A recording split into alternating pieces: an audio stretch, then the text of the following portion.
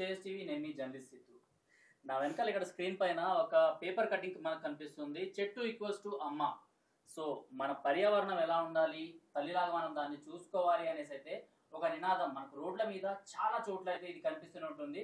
అసలు ఇది రాసింది ఎవరు అనేసి చాలా మంది అనుకుంటూ ఉంటారు. రోడ్ల మధ్య కాకుండా ఏవైనా ప్రహరీ గోడలు కనిపించినా లేకపోతే మారుమూల ఊర్లకు వెళ్ళినా కూడా ఇలాంటి నినాదాలు అయితే మనకు కనిపిస్తూనే ఉంటాయి. సో రాసింది మరెవరో కాదు, మన హైదరాబాద్ రంగారెడ్డికి సంబంధించిన సురేష్ దండు అనేసి ఒక జర్నలిస్ట్. అసలు ఎందుకు ఇలాంటి రాతలు రాస్తున్నారు, అసలు ఏంటి కథ అన్నది ఆయన ద్వారా తెలుసుకుందాం. సురేష్ అన్న నమస్తే. అన్న నమస్తే. నమస్తే బ్రదర్, ఎట్లున్నారన్న? బాగున్నా బ్రదర్. సో ఎప్పటి నుంచో నేను హైదరాబాద్కి వచ్చిన కొత్తగా ఎప్పుడైతే హైదరాబాద్కి వచ్చినామో అప్పటి నుంచి చూస్తూనే ఉన్నా, చెట్టు ఈక్వల్స్ టు అమ్మ, చెత్త ఈక్వల్స్ టు రోగం అనేసి ఇలాంటి కొటేషన్స్ అసలు ఎవరు రాస్తున్నారు అబ్బా, ఏంది అసలు ఇంత పర్యావరణం మీద ప్రేమ అనేసి నేను చాలాసార్లు అనుకున్నా. దాని తర్వాత మీడియాలో మీతో పరిచయం అయిన తర్వాత అర్థమైంది ఏంటంటే రాసింది మీరే అనేసి. Thank you. సో ఏంటి మీ నేటివ్ అసలు ఎక్కడ, ఎందుకు ఇలాంటివన్నీ ఇలాంటి రాతలు రాస్తున్నారు, ఎందుకు ఒక అవగాహన ఇలాంటివి క్రియేట్ చేస్తున్నారు మీరు? సో మా నెగిటివ్ వచ్చేసి ఇప్పుడు ప్రస్తుత కలకుర్తి నియోజకవర్గం, రంగారెడ్డి జిల్లా, మాడుగుల మండలం, ఆర్కపల్లి గ్రామం. అయితే మీరు అడిగిన క్వశ్చన్కి అన్ని ఒకటిసారి చెప్పనా, మీరు అడుగుతుంటే చెప్పనా? మీరు జర్నలిస్టే, నేను జర్నలిస్ట్. అంటే జనరల్గా ఏమైందంటే మా ఊరు మారుమూల ప్రాంతమే, మాడుగుల మండలం. మా తర్వాత ఇంకొక ఊరు మారుమూల ప్రాంతం. మా మొత్తం దుబ్బ అంటే చెట్లు మొలవ ఎక్కువ, కంప చెట్లు బాగా మొలుస్తాయి. వర్షాలు కూడా అప్పుడు చంద్రబాబు నాయుడు పీరియడ్లో వర్షాలు అంటే చాలా తక్కువ వర్షపాతం. జై జనభూమి కార్యక్రమంలో చెట్లు ఇచ్చి నాటమని చెప్పేవాళ్ళు. అప్పుడు మా సార్ కూడా, కొంతమంది సార్లు కూడా ఏ ఊర్లో ఇదని కంప చెట్లే ఉన్నాయి, శుద్ధ మైండ్ మీది అన్నట్టుగా కొంచెం మాట్లాడితే కొంచెం బాగా బ్రెయిన్కి ఎక్కింది. వేరే ఊరు నుంచి వచ్చిన టీచర్లు కూడా మా ఊరు ఇలా అంటారు కదా, ఊరు మొత్తం పసదానం చేయాలి అంటే. అఫ్ కోర్స్ అప్పుడు 7th, 8th, 9th ఆ క్లాస్ పీరియడ్లోనే స్టూడెంట్స్ కూడా బాగా స్ట్రెంథింగ్ చేసి ఉన్నటువంటి గోడ మధ్యలో, ఏదైతే ప్రహరీ గోడ మధ్యలో చెట్లు నాటించేవాళ్ళు. ఒక బోరింగ్ ఉండేది, ఆ బోరింగ్ ద్వారా నీళ్లు పోసేవాళ్ళం.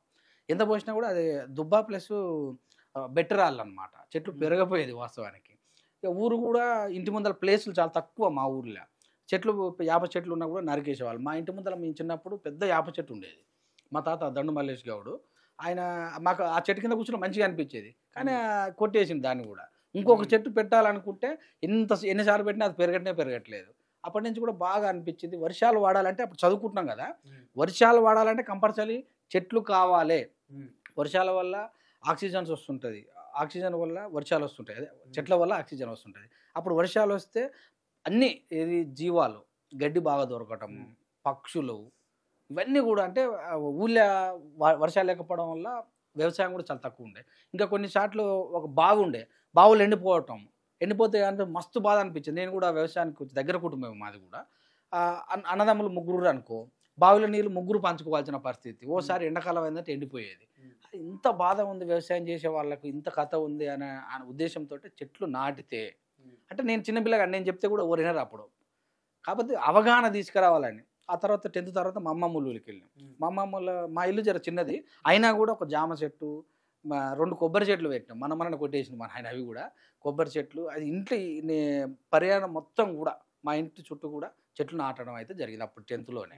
ఇంకా మా అమ్మమ్మ ఊరికి వెళ్ళిన తర్వాత మా అమ్మమ్మ ఇల్లు చాలా పెద్దది, ఎంత ఒక అర్ధ ఎకరం ఉంటుంది. అర్ధ ఎకరంలో మొత్తం పాతి నీళ్లు దాదాపు ఒక 200 మీటర్ల నుంచి పట్టుకొని వచ్చి కూడా చెట్లకు నీళ్ళు పోసేవాడిని. 200 మీటర్ల నుంచి పట్టుకొని వచ్చి నీళ్ళు పోసేవాడిని. ఆ తర్వాత ఆ ఊళ్ళో కూడా ఎక్కడైతే బోర్ ఉంటుందో, ఎక్కడైతే వాటర్ కుళాయి ఉంటుందో అక్కడ చెట్టు నాటి అందరికి అవగాహన చేసేవాడిని. ఎవరన్నా పీకితే లేకపోతే గొర్రెలో మేకలో కోస్తే బాగా కోపం వచ్చేది అనమాట నాకు. పిచ్చ కోపం అసలు. ఇక ఎంత కోపం అంటే పోయి కొట్ట. మా ఇంట్లో కూడా అదే మా అమ్మమ్మల ఇంట్లో కూడా మా తాత అంటే వాళ్ళకు అవగాహన రాజ్యము, అవి పీకేస్తుండేవాడు. ఆయనతోటి కావాలని పంచాయతీ పెట్టుకునేది. మా అజ్జి అంటే అప్పుడు మా మామకు పనిచేసే వాళ్ళు ఉండేది. వాళ్ళు కూడా చెట్ల గురించి అవగాహన లేదు. ఎట్లా అంటే వాళ్ళు ఎప్పుడు చెట్లలో ఉంటారు కాబట్టి చిలకలలోకి వెళ్తుంటారు కదా.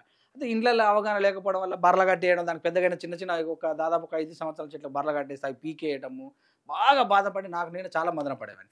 అయితే ఈ చెట్లు పెట్టడం ఓకే, కానీ దాని గురించి తెలవాలని నాటకాలు కూడా వేసాను. చెట్లు పాతటం చాలా ఇంపార్టెంట్ అని. చెట్లు నరకటం నేరం, అది క్షమించరాని ఘోరం అనేటటువంటి నాటకాన్ని కూడా విద్యార్థుల చేత సృష్టించి, ఏదైతే ముందు పూజలు వాడు వినాయకుడు చవితి వస్తే స్టూడెంట్స్ అందరిని కూడా తీసుకొని వచ్చి చేసేవాడిని. అక్కడ కూడా మల్లారెడ్డిపల్లి కూడా అప్పుడు వర్షాలు జర తక్కువే, అంతటని కాదు. ఆ ఉద్దేశంతో తీసుకెళ్తే నేను ఒక్కరిని నాటుకుంటూ పోతే వానికి అతలోని కూడా అవగాహన ఉంటుంది. నేను చెయ్యి ఇస్తే మీరు ఇచ్చినటువంటి చెయ్యి బాగా బంధంగా ఉంటేనే హైలైట్ ఉంది. ఏదో చూసి చూసినట్టు ఇచ్చుకుంటూ పోతే బాగుంటుంది. అంటే ప్రతి ఒక్కరు కూడా దాని మీద అవగాహన రావాలి అని అప్పుడే ఇంటర్మీడియట్లోనే కొన్ని చోట్ల రాశాను, కానీ అప్పుడు మనకు అది రాయాలంటే అమౌంట్ కావాలి. మరి ఇంత షార్ట్ ఫామ్ లో చెట్టు ఈక్వల్స్ టు అమ్మ a + b హోల్ స్క్వేర్ అంటే పెద్దగా రాసి వానికి చదివి చూసే లోపే అంటే ఇది రాకముందు, ఇది మీ మైండ్ లోకి తట్టక ముందు ఇంకేమైనా అనుకున్నారా? ఫలానా పెద్దగా ఇప్పుడు మనకు గోడల అవును ప్రభుత్వ రాతలు రాస్తాయి కదా, అవన్నీ చూసాం. అట్లా ఏమనుకోలే నేను, 2 వర్డ్స్ తోటే ప్రజలకు వెళ్ళిపోవాలి అంతే. ఇక 2 వర్డ్సే. అంటే దీనికంటే ముందు ఒకటి రాయడం కూడా జరిగింది, హిందుత్వానికి సంబంధించి జై శ్రీరామ్ అని కూడా దాదాపు తీసుకుందాం. అది కూడా నాకు తెలుసు. ఓకే, ఇప్పుడు ఎట్లా అనుకున్నా అంటే చెట్టు నాటండి, చెట్లు ఉంటేనే క్షేమము లేకపోతే క్షేమము, ఇవన్నీ కూడా ఆల్రెడీ విన్నాం. సబ్జెక్ట్ మొత్తం కూడా ఎవరు చూసినా అదే చెప్తుంది, కానీ ఆయనకు అర్థం కావట్లేదు. చెట్టు ఉంటే క్షేమం అని, పచ్చని చెట్లు ప్రగతికి మెట్లని ఎంతమందికి అర్థమవుతుంది అంటారు చెప్పండి? అర్థం చదువుకున్న వాళ్ళు కూడా చెట్లు ఉంటే క్షేమం. మన పుస్తకాల వెనకాల తెలుగు అవును ఉండేది, కింద ఉండేది, వాటి వెనకాల లేకపోతే కింద అవును ఉండేది, ఉన్నాయి. అయినా కూడా దాని గురించి అంత అవగాహన లేదు. ఎందుకంటే అంత ఇప్పుడు అమ్మతోటి ఎందుకు పోల్చుతున్నారంటే మీరు అడగాలి. అమ్మ జన్మనిస్తే చెట్టు ఆయుష్నిస్తుంది. ఆయుష్ అంటే ఆక్సిజన్. అమ్మ జన్మనిచ్చింది నేను, కానీ కడుపులో ఉన్నంత వరకు ఆమె చూస్తే కానీ బయటికి రాగానే మనకు ఆక్సిజన్ కంపల్సరీ అవసరం. ఆక్సిజన్ ఎవరిస్తారు? చెట్టు ఇస్తుంది. అంటే నీకు జన్మనిచ్చేంత వరకు శక్తి అమ్మ ఇస్తే, కానీ తర్వాత నువ్వు ఉండాలంటే కూడా కంపల్సరీ ఆక్సిజన్ కావాలి. అమ్మ నీకు ఒగ్గుపాలతోటి అలాంటి నీకు ఏది చేయాలన్నా కూడా కర్ర సాయమే కావాలి. ఇప్పుడు ఏమైనా దంచాలంటే, ఇప్పుడంటే గ్రైండర్ వచ్చింది, కానీ అప్పుడు దంచాలంటే కంపల్సరీ కూడా ఒక ఇది కట్టె లాంటిది కావాల్సి వచ్చేది. పడుకోవాలంటే మంచాలు, గుమ్మాలు దాపెట్టుకోవాలంటే, అంటే ప్రతి విషయంలో మనకు కర్రతో ముడిపడి ఉంది. అమ్మతో ఎలాగైతే ముడిపడి ఉందో, ఒక దశలో అమ్మ నిన్ను వదిలేసిపోయినా అంటే ఇక కాలక్రమేణా ఎవరైనా వెళ్ళిపోవాల్సిందే. సో మనం వెళ్ళిపోయినాడు కూడా ఇప్పటికి కూడా ఓ 4 కర్రలు అయితే పట్టుకొని పోయేటందుకు ఆచారం ప్రకారం కాలిస్తే కొంతమంది, అంటే ఆ స్థాయిలో కూడా అప్పటి వరకు నీ బంధువులు, నీ చుట్టాలు, నీ అనుకున్న వాళ్ళందరూ కూడా ఓ దగ్గర పోయినా నీతోటే కాలేదు. ఇంతకు సతీసగామనం అనే వాళ్ళు భార్యం చేసుకుని, కానీ అలాంటి సంబంధం ఏది లేకపోయినా ఓ కర్ర అనేది నీతోటి కంపల్సరీ వస్తుంది. సో అమ్మలాగా దాన్ని చూసుకోవాల్సిన పరిస్థితి మనకు ఉంది. లేకపోతే ఏం జరుగుతుంది అంటే, ఇప్పుడు మనం చూస్తూనే ఉన్నాం, ఒక చెట్టు లేకపోతే చల్లదనం పెరగొచ్చు, హీట్ కూడా పెరగవచ్చు. ఆక్సిజన్ వల్ల అవును అవును అవును. సో ఆక్సిజన్ లేకపోతే, ఆక్సిజన్ వల్ల ఆక్సిజన్ ఎక్కువైతే హీట్ ఉంటుంది, తక్కువైతే చల్లదనం కూడా ఉంటుంది. అంటే ఏంటంటే ఆక్సిజన్ వల్ల ఇన్ని రకాలు ఉంటాయి అన్నమాట. ఇన్ని రకాలు అంటే చాలా మందికి తెలియదు అది. ఇప్పుడు మనం చెంటు కొట్టుకుంటున్నాం, నాకు తెలిసి 10-15 సంవత్సరాలు 20 సంవత్సరాలు చెంటు కొట్టుకునే అంత ప్రాముఖ్యత లేదు. ఎందుకంటే బాడీ మొత్తం డీకంపోజ్ అయిపోతుంది, దానికైతే డీకంపోజ్ అవుతుంది. ఒక ఎరువు ఆడ బయట పెడితే, లేకపోతే ఒక పండును, ఒక కొబ్బరి పండుగ ఏ పండుగ కోసేస్తే ఎలా రకాలు ఎలా అవుతుందో మన శరీరం కూడా రోజు రోజు అలా అవుతుంది. ఎందుకంటే carbon monoxide and carbon dioxide భయంకరంగా ఈ బండ్ల వాళ్ళ నడపడం వల్ల అది మన శరీరాన్ని దాకి శరీరం ఆటోమేటిక్గా డీకంపోజ్ అవుతుంది. మళ్ళీ తేజస్గా రావాలంటే మనం స్నానం చేయాల్సిన పరిస్థితి ఏర్పడుతుంది. అంటే ఆక్సిజన్ లెవెల్ ఆటోమేటిక్గా పడిపోతుంది. అందుకే మనకు చర్మ క్యాన్సర్స్ రావటం కానీ, మూత్రపిండాలు కానీ, పిల్లలు పుట్టకపోవడం కానీ, ఇవన్నీ కూడా కార్బన్ డైఆక్సైడ్, కార్బన్ మోనాక్సైడ్ అనేది మన శరీరంలోకి వెళ్ళిపోయి అన్ని ప్రమాణాలు తగ్గిస్తుంది. ఒక్క ప్రమాణం ఆయుష్తో స్టార్ట్ చేస్తే వివిధ రకాల జబ్బులు, మన కరోనా అప్పుడు శుభ్రంగా ఉండాలని కూడా చెప్పారు, చేతులు కడుక్కోవాలని. ఇవన్నీ ఎప్పుడో ఉన్నప్పటికీ కూడా ఆక్సిజన్ లెవెల్స్ తగ్గిపోతే ఆటోమేటిక్గా శరీరంలోని హిమోగ్లోబిన్ శాతం కూడా తగ్గిపోతుంది. బ్లడ్ దాదాపు కూడా ఇప్పుడు చూస్తున్న పరిస్థితి లేదు. ఇవన్నీ కూడా ఒక ఆక్సిజన్ తోటి. ఆక్సిజన్ నేను ఒక మాట అనాలంటే, చెట్టు అమ్మ అయితే oxygen is equal to god, CO2 or CO is equal to devil. దేవుడు ఎక్కడో లేడు, మన చుట్టుపక్కలే ఉండు, అంటే మనం బతుకుతున్నామంటే అది. ఇవన్నీ ఇంత పెద్ద ప్రాముఖ్యత ఉన్నటువంటి చెట్టును, ఒక 100 సంవత్సరాలు ఉన్న చెట్టును, లేకపోతే ఇయర్స్ ఉన్నటువంటి చెట్టును టక్కున రంపం తెచ్చి ఫర్రగా కోసి 5 నిమిషాలు కోసి అక్కడ పెడతాయి. ఎంత బాధ అండి! అది పెరగాలంటే ఎంత పెద్దగా అవుతుంది. ఇప్పుడు మనం వచ్చినటువంటి ప్లేట్లలో, ఈ ప్లేట్లలో, ఆ ప్లేట్లలో తింటే ఎంతో రోగం, అదే ఆకులలో తింటే ఎంత హ్యాపీగా ఉంటుంది. అసలు ఉన్నాయి. ఇక్కడ ఫుల్ స్టాప్ పెడదాం, ఎందుకంటే యాంకర్ నేనా మీరా అన్నది నేనే కన్ఫ్యూజ్ అయిపోతాను. మాట్లాడుతున్నారు మీరు, అడిగింది ఒక క్వశ్చన్, దానికి ఇంత ఆన్సర్ ఇచ్చేసి చెప్పండి. ఒకసారి ఈ పేపర్ క్లిప్పింగ్ ఒకసారి మనం చదువుదాం. మొక్కలు నాటాల్సిన ఆవశ్యకతను చాటి చెబుతూ చిక్కడపల్లి, ముషిరాబాద్ ప్రాంతాల్లో సురేష్ అనే ప్రకృతి ప్రేమికుడు గోడపై నినాదాలు రాస్తున్నాడు. వృక్షాన్ని అమ్మతో సరిపోలుస్తూ ఓ ప్రహరీ గోడపై రాసిన నినాదం ఇది.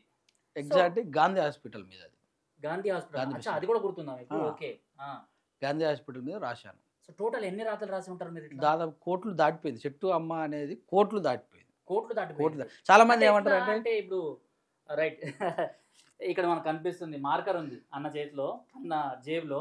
సో ఈ మార్కర్ ఎప్పుడు రెడీగా ఉంటుంది అనమాట. ఇంకేమేమి ఉంటాయి అన్న నీ దగ్గర? ఇది కలర్ డబ్బా, బ్రష్ కూడా. మార్కర్ ఎక్కడ రాస్తుంటావు? బస్సులో రాస్తావు? అంటే దాన్ని ప్రత్యేక సందర్భంలో దాన్ని ఉపయోగిస్తా. చెప్పొద్దు. ప్రత్యేక సందర్భంలో ఉపయోగిస్తా. అయితే మీరు ఇక్కడ చాలా మంది కూడా అన్నారు, నువ్వు రాయడం కాదు నాటొచ్చు కాదు కూడా అన్నారు.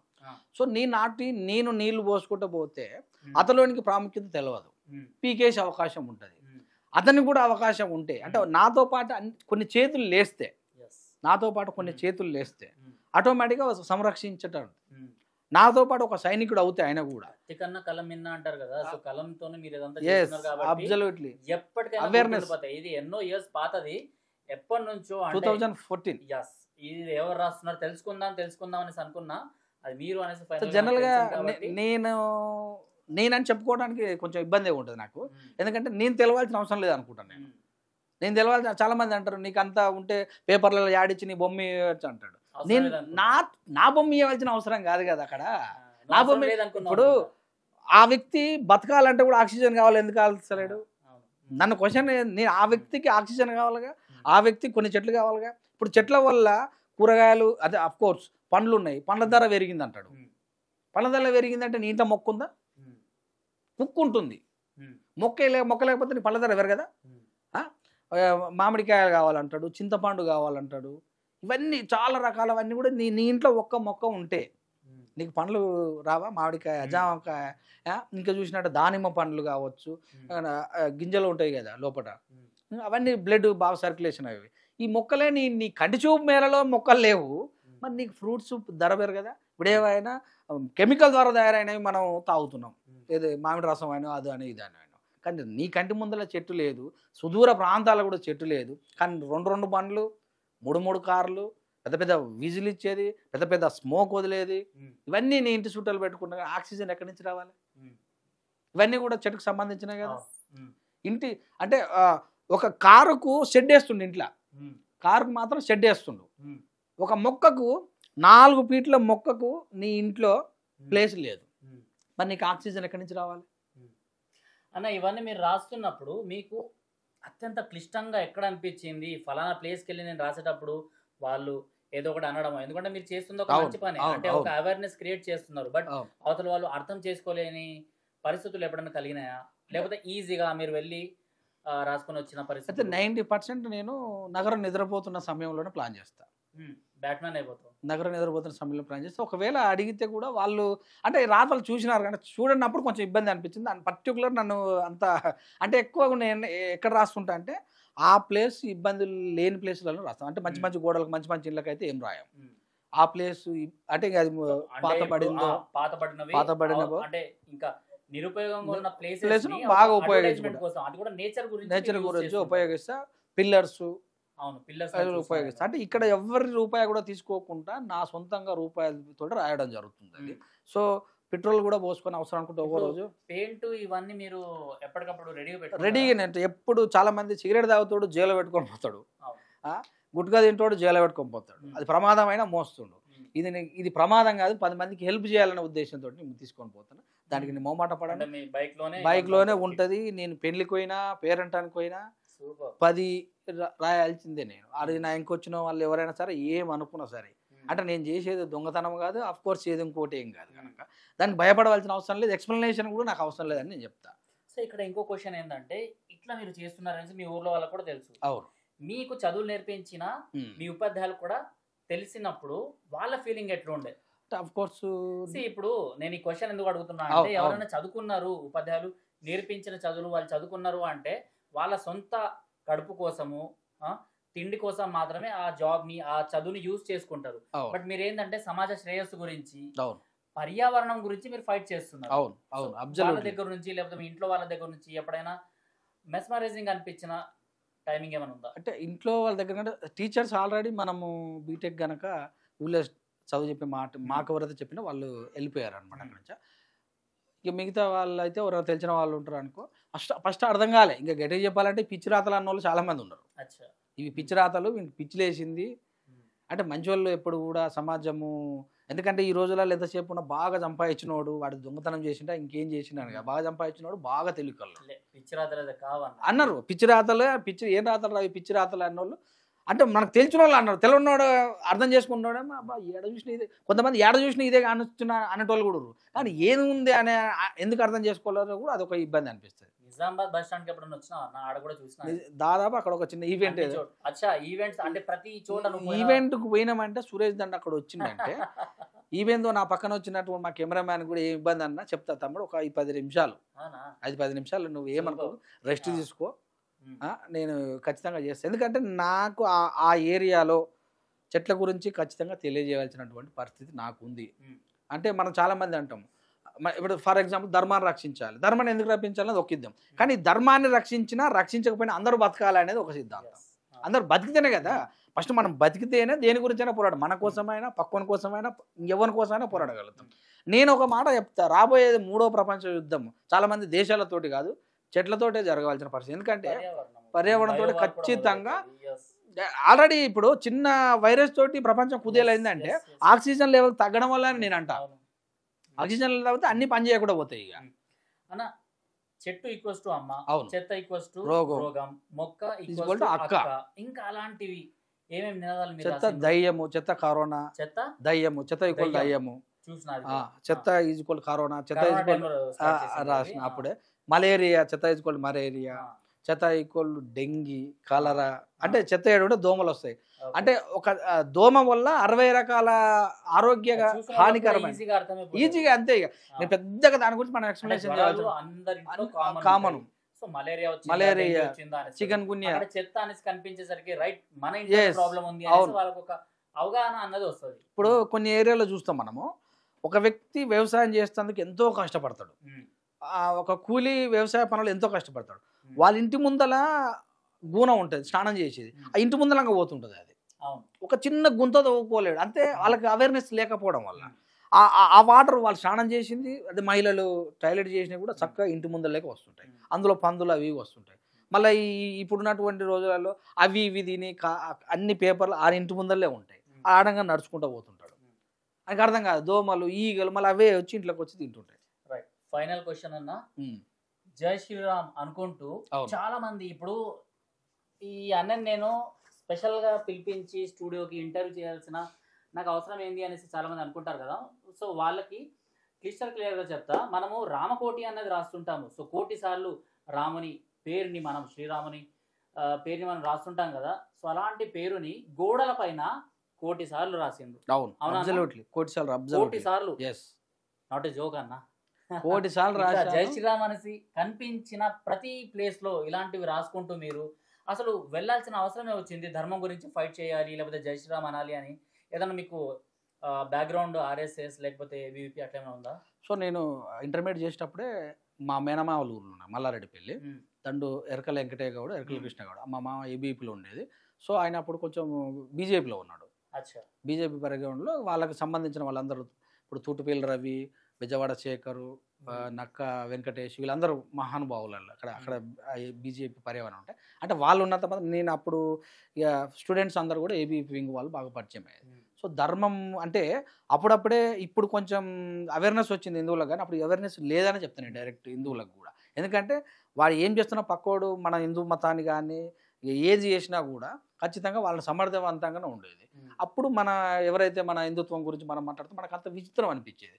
మత మార్పిడి జరిగితే అంటే ఒక దశలో నేను చిన్నగా ఉన్నప్పుడు 6వ తరగతి చదివేటప్పుడు మా ఊరికి ఒక ఫాదర్ వచ్చేటోడు, మా ఇంటి ముందల 3 ఇండ్ల ముందల ఆయన ఉండేవాడు, పొరగాళ్ళందరినీ ఆటలు ఆడిపించేటోడు. ఇక లాస్ట్కి ఏం చెప్పేవాడంటే ఇక క్రిస్తే దేవుడు, ఆయన ఒక్కడే దేవుడు ప్రపంచానికి అన్నాడు.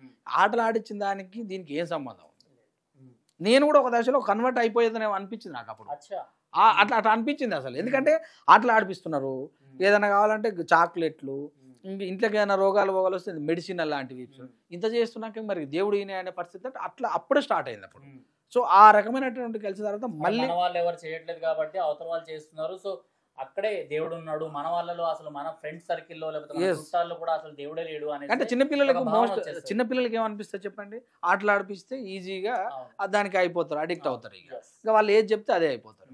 సో అట్లున్న తర్వాత మళ్ళీ మా ఇంట్లో అందరి పేరు దేవుళ్ళ పేర్లు. మా తాత పేరు మల్లేశము, సత్యమ్మ, మా నాయన పేరు వెంకటయ్య, మా నాయన తర్వాత దండు శేఖరు, దండు తిరుపతయ్య, దండు సీను.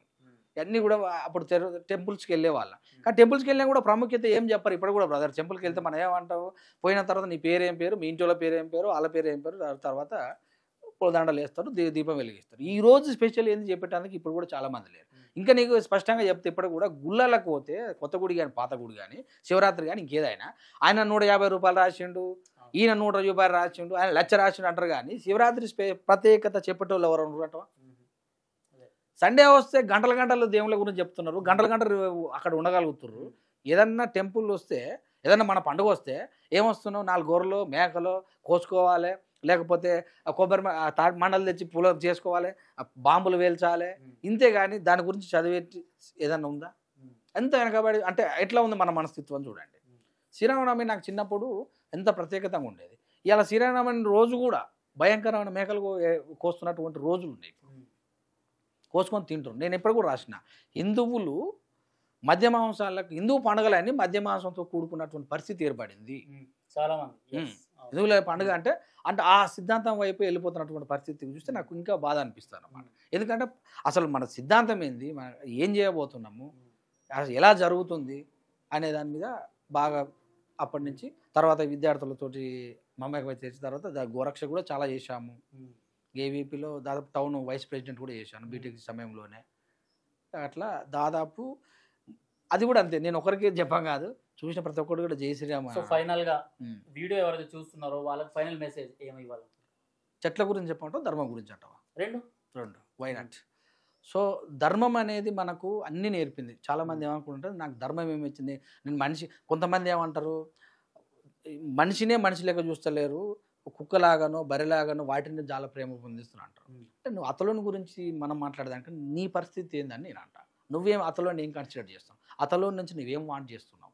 ఎవరో ఒక్కడు నేను దూరం పెట్టినంత మతానికి కావచ్చు, లేకపోతే గుడికి దూరం పెట్టినప్పుడు మాత్రం వల్ల నువ్వు మతాన్ని మారిపోవడం అనేది తప్పు. నువ్వు అంటే ఏందో నిరూపించుకో. అట్లాగే ప్రతి చోట జరుగుతుంది. అమ్మ నాన్న తిట్టినప్పుడు చనిపోతున్నావా? టీచరు 2 మందులు ఇచ్చినప్పుడు నువ్వు స్కూల్ వదిలేస్తున్నావా? అంటే సమాజంలో అందరూ ఒకేలాగా ఉండరు కదా. మంచి నువ్వు దాన్ని ఫైట్ చేయి. ఎందుకు నీలో ఎందుకు ఫైట్? నన్ను కూడా అంతెందుకు బ్రదర్, నేను హిందుత్వం గురించి ఇంత పోరాడినా కదా, నన్ను కూడా ఒక అన్నాడు ఒక ఊళ్ళకి పోతే ఆయన పాయింట్ వేసుకొని రాక ఆ సందర్భాన్ని బట్టి మన ఫీజ్ అట్లా ఉంటుంది. ఆయన అన్నాడు నువ్వేమన్నా దేవుడు బిడ్డవా ఏదో మాట్లాడాడు, పిచ్చ బాగానే కోపం వచ్చింది. ఆయన నేను ఇమీడియట్గా మారిపోతానా అంటే నా గురించి ఆయన తెలియదు, పక్కోడు చెప్పిండు. ఆయన చాలా హిందుత్వం గురించి చాలా పోరాడుతున్నట్టు ఆయన తెలుసుకుని అప్పుడు ఉన్నాడు అనమాట. ధర్మము మన ధర్మంలో ఉన్నప్పుడు మాత్రం ఈ దేశం కావచ్చు మనం కావచ్చు సుఖంగా ఉంటాము. ఎందుకంటే మిగతా ఏ ధర్మంలో కూడా జెంట్స్ కూడా ఫ్రీడమ్ ఇంతేం లేదు. ఎందుకంటే ఖచ్చితంగా నువ్వు అదే టెంపుల్కి పోవాలి, అదే చెప్పాలి అనే సందర్భాలు ఉన్నాయి. కానీ మనం నీ ఇష్టం ఉన్న టెంపుల్కి పోవచ్చు. ఎన్ని విహారయాత్రలు, ఎక్కడో నదులు పచ్చదనం ఉన్న కాడికి విహారయాత్రలు కాదు, మన టెంపుల్స్లో కూడా విహారయాత్రలు వెళ్తున్నటువంటి సందర్భం మనది. దేవుడు ఎక్కడ లేదని మనమే చెప్తాం, అంతటి ఉందని కూడా మనం చెప్తాం, అంతటి ఉందని చెప్తున్నాం, అయినా కూడా అంతటిని కూడా మనం చేస్తాం. ధర్మాన్ని కాపాడకపోతే మన ధర్మం అంటే ఏంది? చాలా మంది ఏమంటారు ఓన్లీ హిందుత్వమే అని కాదు, ధర్మం చెట్లను రక్షించమంటున్నాం, జంతువులు రక్షించమంటున్నాం, నీటిని కూడా అన్నిటిని రక్షించమని చెప్తున్నాం. మనం అన్ని సమస్త లోకాలలో ఉన్నటువంటి భూమిని కూడా, భూమిని భూమాతనే అంటున్నాం కదా, ఎక్కడైనా మనం గ్రహంతో అయితే పోల్చట్లేదు. ఎన్ని రకాలుగా చేయగలుగుతున్నాం అంటే ఒక మన ధర్మం మాత్రమే. మళ్ళీ ఏం చెప్తాం, ఎదుటోళ్ళలో కూడా దేవుడు అనే చెప్తున్నాం. అంటే అర్థం చేసుకోవాలి. మిగతా అన్ని వాటికి ఇదొకటికి మనం కంపేర్ చేసుకోవాలి. ఇది కంపల్సరీ ధర్మాన్ని కాపాడితేనే మనం ఉంటాం. రైట్, థ్యాంక్ యూ అన్న. సో మా స్టూడియోకి వచ్చేసి ఇదంతా మాట్లాడినందుకు. సో ఇది చెట్టు ఈక్వల్స్ టు అమ్మ అనేసి అయితే మనకు రోడ్ల మీద కనిపిస్తున్నాయి కదా. సో ఆ స్లోగన్స్ వెనకాల ఉన్న వ్యక్తి అయితే సురేష్ అన్న పూర్వ ఏబీవీపీ అండ్ ఇప్పుడు జర్నలిస్ట్గా ఆయన ఫైట్ చేస్తున్నారు. అండ్ చాలా ఛానల్స్లో ఆయన వర్క్ చేశారు. ఇప్పుడు V3 అనేసి ఒక ఛానల్లో వర్క్ చేస్తున్నారు. ఇలాంటి వాళ్ళకి మనం సపోర్ట్ చేయాల్సిన అవసరం అయితే ఉంది. మీరు సపోర్ట్ చేయాల్సిన అవసరం అంటే మీరు కూడా ఈయన్ని కలవండి అనేసి నేను చెప్పట్లేదు. బట్ ఈయన ఏదైతే మెసేజ్ని పాస్ చేస్తున్నాడు కదా, అలాంటి మెసేజ్ని మీరు కనీసం మైండ్లో పెట్టుకొని, లేకపోతే మీ ఇంటి చుట్టుపక్కన మీరు కూడా ఇలాంటి అవగాహన కార్యక్రమాలు చేస్తే చాలు అనేసి అయితే అన్న చెప్పుకొస్తున్నారు. తప్పకుండా. రైట్ అన్న, థ్యాంక్ యూ. జై శ్రీరామ్. జై శ్రీరామ్.